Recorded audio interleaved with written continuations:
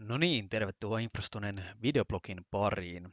Tämänkertaisessa jaksossa käsitellään hieman analytiikkaa liikenneonnettomuuksista. Eli data itsessään on tosiaan avointa dataa, jonka on kerännyt liikennevirasto. Tässä ratkaisussa tosiaan vein datan Alteryxiin ja mä muokkasin sitä, poistin turhaa kenttiä, käytin Alteryxin perusanalytiikkatyökaluja ja lopputuloksen visualisoin ClickSense-ohjelmistolla. Mennään katsomaan, miltä ratkaisu näyttää.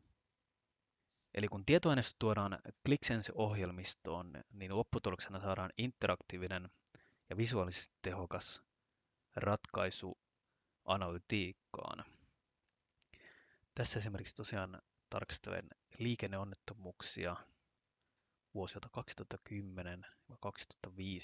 2010-2015. Eli esimerkiksi lähdetään tarkastelemaan Suomessa sattuneita peuraonnettomuuksia.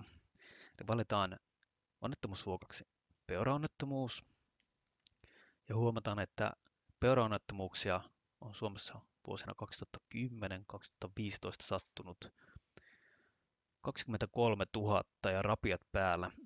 Kuolemaan johtaneita onnettomuuksia on onneksi pyöreä 0 ja loukkaantumiseen johtaneita onnettomuuksia on 168.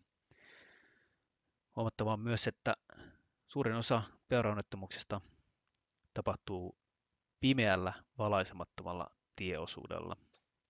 Tämä on yksi esimerkki, miten dataan pystytään pureutumaan valintoja käyttämällä ClickSense-ohjelmistossa.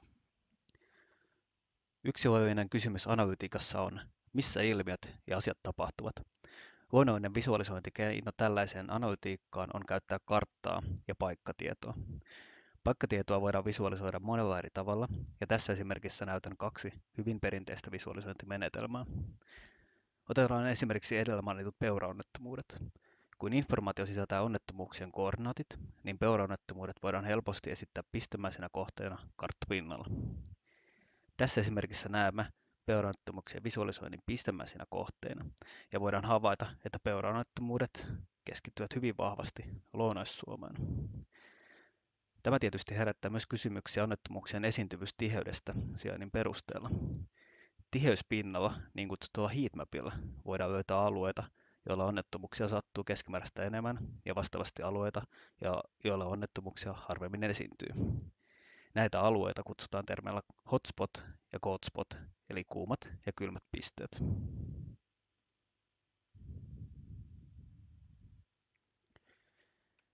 Tämänkaltaiset visualisoinnit auttavat ymmärtämään ilmiöiden maantieteellistä painottumista tutkittavalla alueella.